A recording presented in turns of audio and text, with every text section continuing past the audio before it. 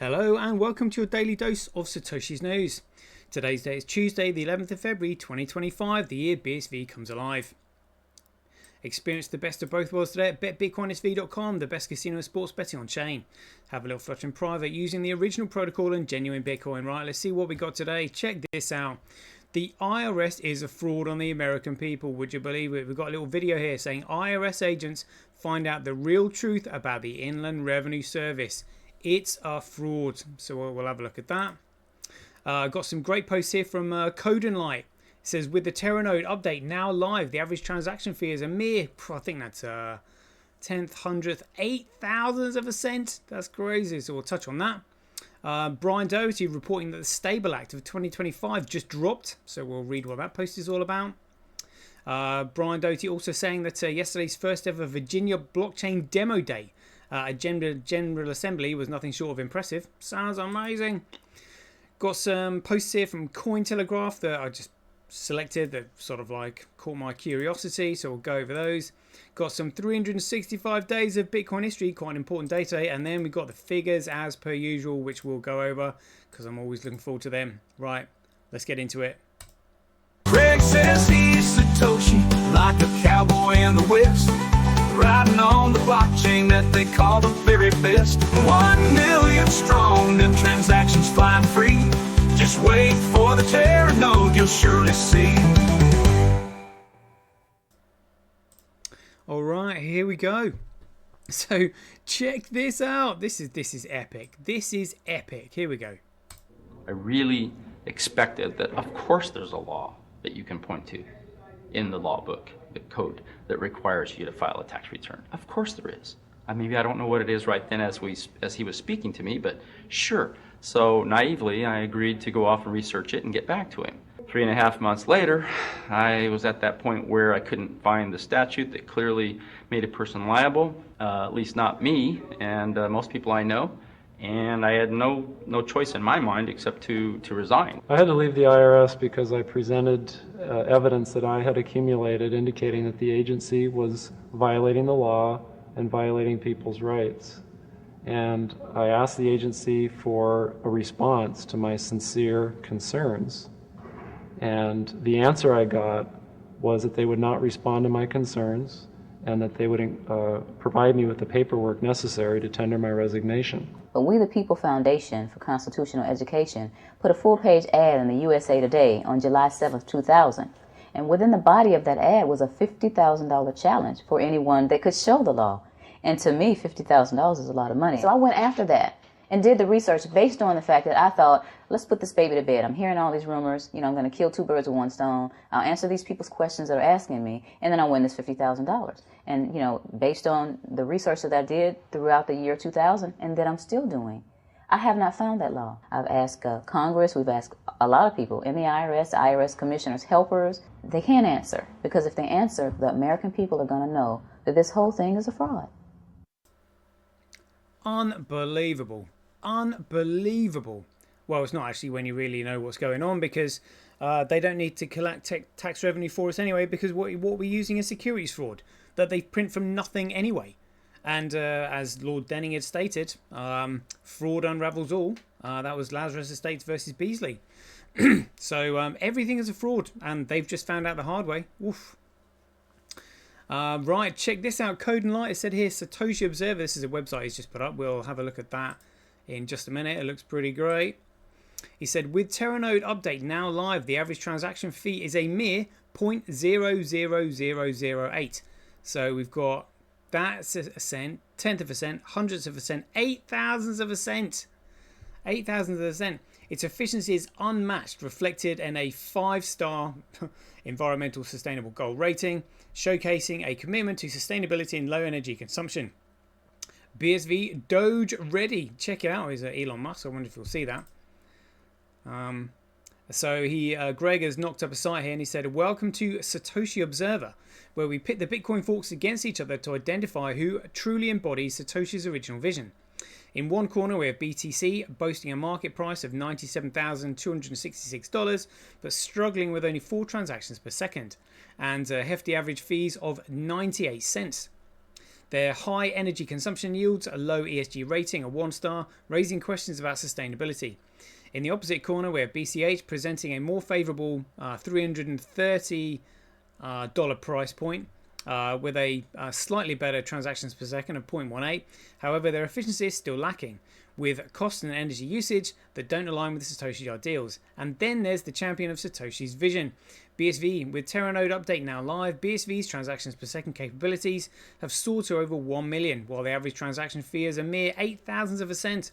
Its efficiency is unmatched, reflected in the 5-star ESG rating, showcasing a commitment to sustainability and low energy consumption. In Satoshi's words, the root problem with conventional currency is all the trust that's required to make it work. BSV is leading the charge to restore that trust.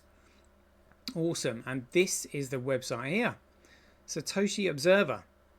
Market price $96,000. Average transaction fee $1.43. Current TPS 4. BSV market price just $39. Average transaction fee, that is a tenth, 100, so it's 0.02 of a cent. Current TPS though, just like 0.46, but we know that it's going to absolutely smash that. Absolutely smash it. BCH, like, who cares really?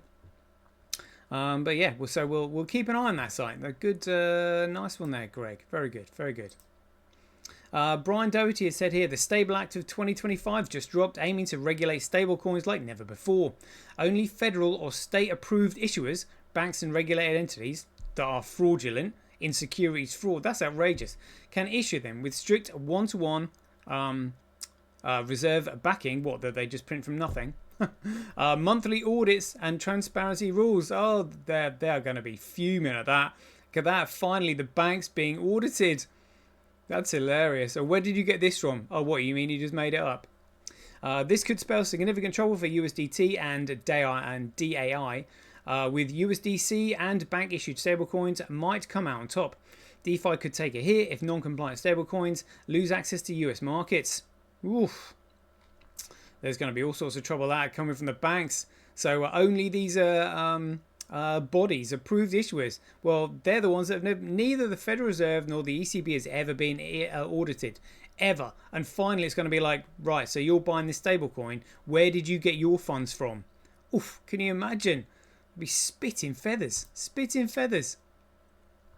Brian Doherty has also said here, yesterday's first ever Virginia blockchain demo day at the General Assembly was nothing short of impressive and impactful. Lots of incredible questions, interest and potential to solve real world problems with scalable next generation solutions. Awesome work. Oh, loving that. Greg demonstrating the power of a Certi Hash and Sentinel node. Go on. Let's have a look at that. But is anyone going to explain to them the purpose of Bitcoin? The reason the Bitcoin network needs a digital asset running on the network is because it's that asset that economically incentivizes the operators of the network to keep maintaining it so that there is no central point of authority or control, which is what makes it a commodity network. Anyone going to explain it to them? Yeah, probably not. But we can always hope one day they might get it.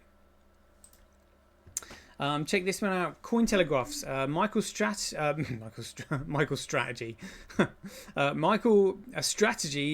Strategy's Michael Saylor posts a BTC chart after 1 week break. Oh, he's finally taken a break, is he?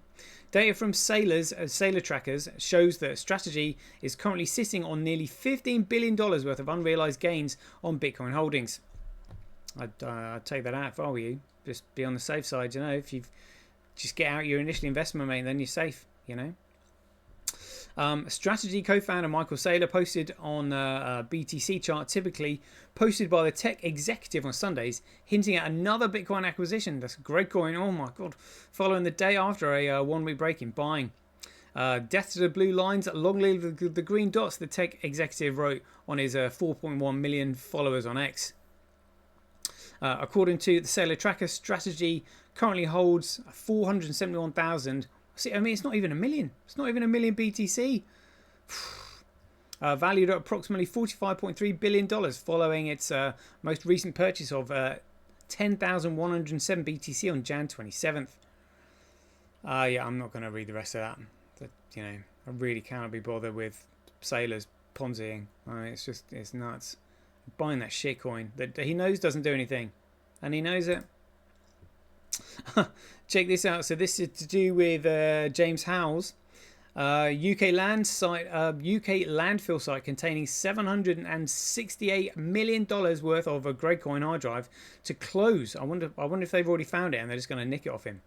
A Welsh landfill site where a hard drive purportedly containing 8,000 Bitcoin is buried is set to shut. A landfill site in the UK, at the centre of the man's fight to recover a lost hard drive with 8,000 Gradecoin on it, is reportedly set to close. The site in Newport, Wales, east of the country's capital Cardiff, is expected to close in a 2025-26 financial year. BBC News reports from Feb 9th. The landfill has been exploitation since the early 2000s and is coming to an end of its life. Therefore, the council is working on a planned closure and capping off the site over the next 2 years, Newport Council spokesman told BBC. The council has secured planning permission for a solar farm on the land. A solar farm on the part of the land which was approved in August. The site could contain a large Bitcoin stash stored on a hard drive of the local IT worker James Howells. And again, I'm not going to read all of this. Can't be bothered, But I tried to explain to him what Bitcoin was. Didn't want to listen. Supports Roger Ver's BS narrative. And obviously hasn't looked into BSV and the digital asset recovery system. He has no idea. What a fool. I mean, at least I sort of like scan across the entire market. I studied almost every single shitcoin. Every single one, find out what they all did. And these people just haven't bothered. It's like, really? You're in this market and you don't know what the market consists of? They're just digital pieces of crap. They're all these cryptos are NFT tokens. Every single one. Even Bitcoin isn't NFT. But Bitcoin is an NFT with a digital signature attached to it that is extracted from a commoditized digital network. That's it. So what are all these other tokens? Absolute pieces of digital garbage. Another one from Cointelegraph saying a Bitcoin is cooked. ETH researcher sparks debate over sound money. As if any of these shitcoiners know anything about sound money. Ethereum researcher Justin Drake says ETH issuance will decrease while the Bitcoin network will eventually be hampered by its supply cap, leading to debate on X. Ethereum Foundation researcher Justin Drake argues Ether will become ultrasound money. That's right, because it runs on proof of stake. You fool. Soon enough. I mean, what? These people have no clue. He said soon enough, as its issuance decreases, while its competitor, BTC, is cooked as it moves closer to its 21 million supply cap, sparking debate between the two communities. Again, he's confusing money with currency and thinking that currency, is inflated, and they're saying, oh, we need to have inflation in order to have a dynamic economy. No, you don't. You need value increasing is what you need in it. Honestly, these people have no clue. Drake said in a Feb 5th X post that for Ether to become ultrasound again, either issuance has to decrease or the burn has to increase. And again, anybody who's decreasing the supply or burning the supply has central control of it. So it's an economically worthless security offering. He said, I believe both will happen. He said, Ethereum became deflationary after the merger in 2022. But again, deflationary. Who's doing that? There's a central point doing it. Started to increase in April 2024 following the Deacon upgrade, which reduces fees for Layer 2 networks. Layer 2, give me a break. And the overall amount burned. I really can't be bothered reading that crap. Utter crap. But, it's funny listening to all these shitcoiners with shit for brains trying to duke it out with each other. Right, let's get into a little bit of 365 days of Bitcoin history. We are now the 11th of February. So on the 11th of February 2009, the Peer-to-Peer Foundation was created. Let's see if that website is still up. Oh, no way, it's been taken down. Oh, come on.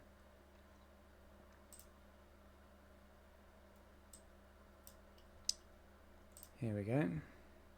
Well, there's been loads of websites that have been taken down that I found. They just don't want people to know the truth. They're hiding everything, literally hiding everything.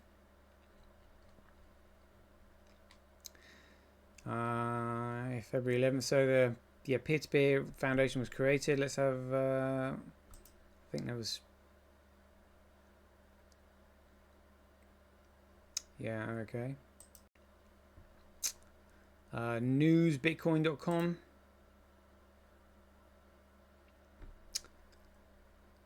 When was this article? So this was 2022. So just add another 3 years on this now. So 13 years ago, it should be 16 years ago today, Satoshi Nakamoto published the first forum post introducing Bitcoin. So 16 years ago today, the creator of Bitcoin network, Satoshi Nakamoto, published the inventor's first forum post on the Peer-to-Peer Foundation website. The forum post, called a Bitcoin open source implementation of peer-to-peer currency, introduced the eCash system to the members of the advocacy and research forum focused on peer-to-peer dynamics in society. The first of 3 February 2009 forum posts introducing Bitcoin. Oh, there it is.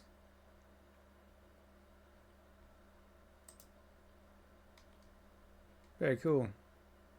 They haven't got a link to it anymore, but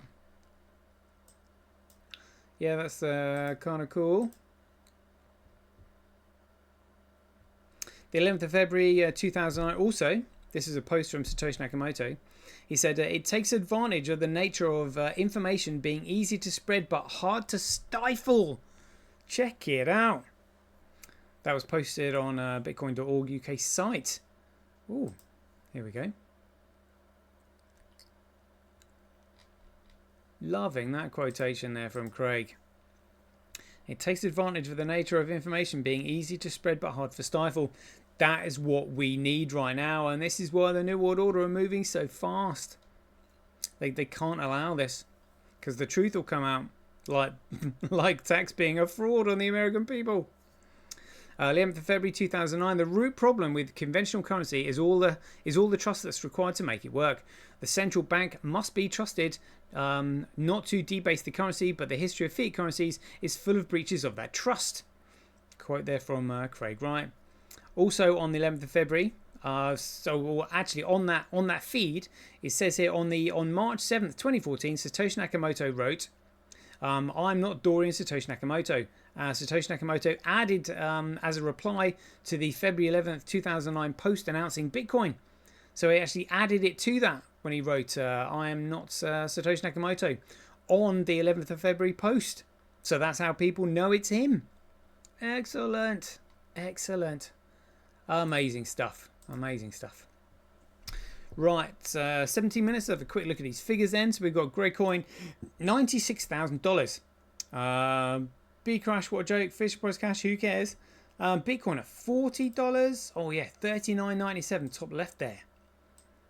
Alright, let's have a look at the figures then. Oh, difficulty adjustment shooting up another all-time high. Whoa. Miners are going to be absolutely screwing at that. Absolutely screwing.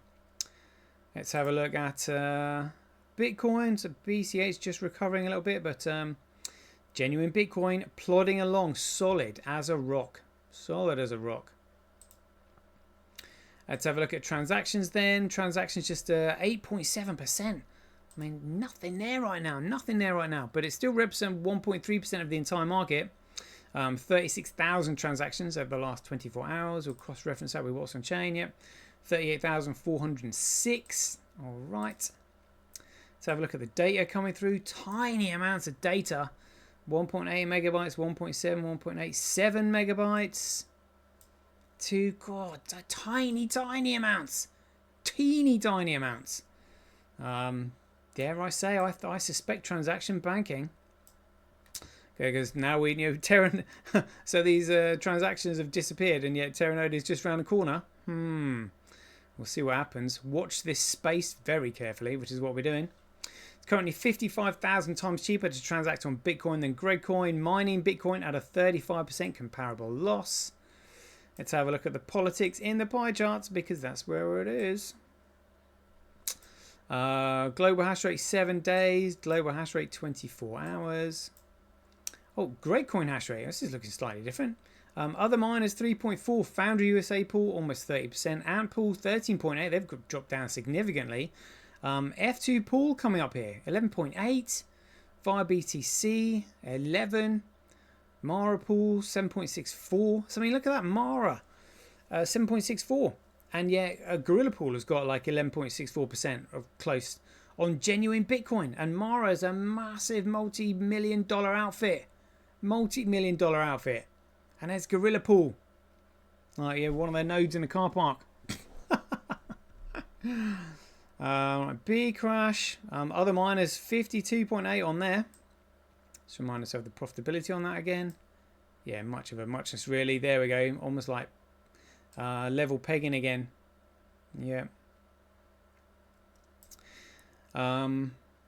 Fisher Price Cash. Oh my goodness me. Via BTC was 67% on there. And it's still more profitable to mine over Gradecoin. And then we've got genuine Bitcoin. We'll have to cross-reference this with what's on chain because we know that CoinDance ain't telling us the truth there. So we've got Kuv 31.58, Tau 27.8, QD Link 23.1, Gorilla Pool 9%, 9% of the worldwide or global hash rate on genuine Bitcoin. That's massive. That's massive. And an SA100 is at 8.2. Still need to find out who they are really. Yeah, but very good. Looking very healthy there. Congratulations on those miners. No shitcoiners there. Crypto Quant, yeah, the exchange reserves. Look, the exchange, they're still getting rid of their reserves. Yeah, hand over fist in it, even though the BC Gradecoin price going up. You know, look at that, just getting rid of it, as the price is going up. Don't want to be holding that crap when the music stops. Let's have a look at Tether Weather here. What they pumped in today? 141.6, 141.9. So 300 million went in. Probably just to titillate the market a little bit. They won't be able to keep doing it for longer. So in the week, 140.5 up to 141.9. So 1.5 billion. 1.5 billion in the week. Yeah, we know what's going on. So check the short ratio. Oh, whoa, what is this? Short ratio, 0.6. 0.6, it's climbing slowly. That's interesting. Might have to keep an eye on that. Wow. You know, the devil's in the detail. That's what they say. That is what they say. Wow. Wow. All right. Right, Codex, I'm not too bothered about looking at these, but we'll go straight to the websites. Here we go. So Zen Dixion 24-hour trade volume 6.9 million. CoinDCX. So that's a 4.7 million. So they've got the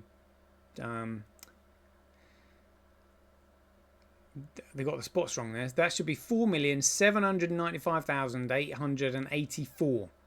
The comma's in the wrong place. Dear oh dear. HTX at 24-hour trade volume again, 4.7 million. 4.7 million. I think they're the biggest ones. I don't think there's any others really worth looking at. Upbit 1.2 million allegedly.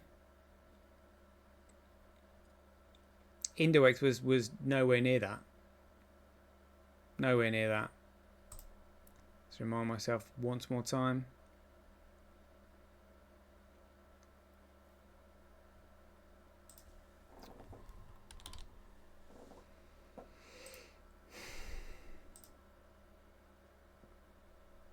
There we go, 24-hour trade volume. What?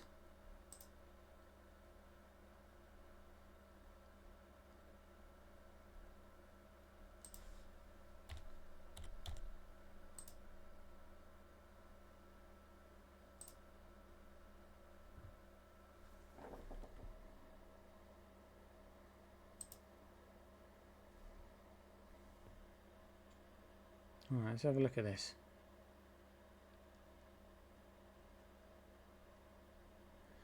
Could that be 4,394,688?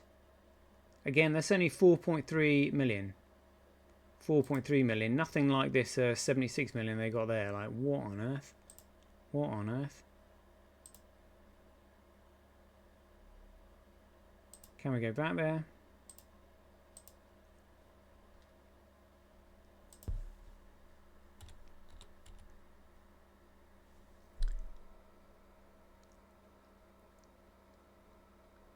Yeah, so they're saying 24-hour trade volume there, 4,428,704. Well, that's nothing like what Coin Codex has got there, so we'll get rid of that. Right, Bitcoin versus Gregcoin. Oh, looks like they've had like a little rally. Oh, that'll be probably why they pumped the 300 million in there quick. They're like, oh, let's just put that down in comparison. We can't let traders know that they might be better off into BSV. BSV's just come down quickly. That's a shame. So it was a high of $41. Just come down as I started my show. Orange Gateway. So yeah, just having a little rally there at the price. Nice. Compare that to the big piece of dog shit here. Oh yeah, had a little rally. That would probably be why they pumped the 300 million in there, just purposely to bring that down. Already looked at the Satoshi Observer. Market cap of $3.18 trillion. Let's look at the big dog here. 24-hour trade volume, just 1.5, representing $30 billion. $140 billion would absolutely crush that. Oof. Oof. Oh, BTC is not going to be happy with that. Look at that, just dropped off a cliff. Dropped off a cliff. Let's have a look at that compared to Bitcoin. XRP's just popped up above USDT. Who cares? Who cares?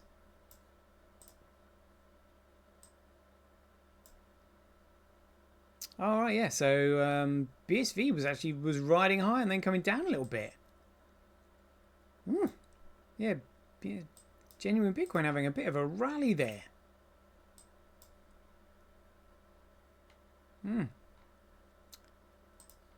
Interesting. Let's have a look at the exchanges just quickly while we're here. Yeah, Zendixin 6.9 million, CoinDCX 4.7 million, HTX I think was 4.7 million. And next they're saying OKX. Very good. Right, there we go. That's a 27-minute show. We'll leave it there. Hope you enjoyed it. So, as ever, if you enjoy these updates, please ding your donations for your appreciation to either Satoshi at Sembi.com, Handcash.io, Simply.cash, Relasia.com, Rockwallet.me, or Senti.ch. We'll leave it there. Hope you enjoyed it. As ever, be aware, take care, stay safe out there, and we'll see you in the next one.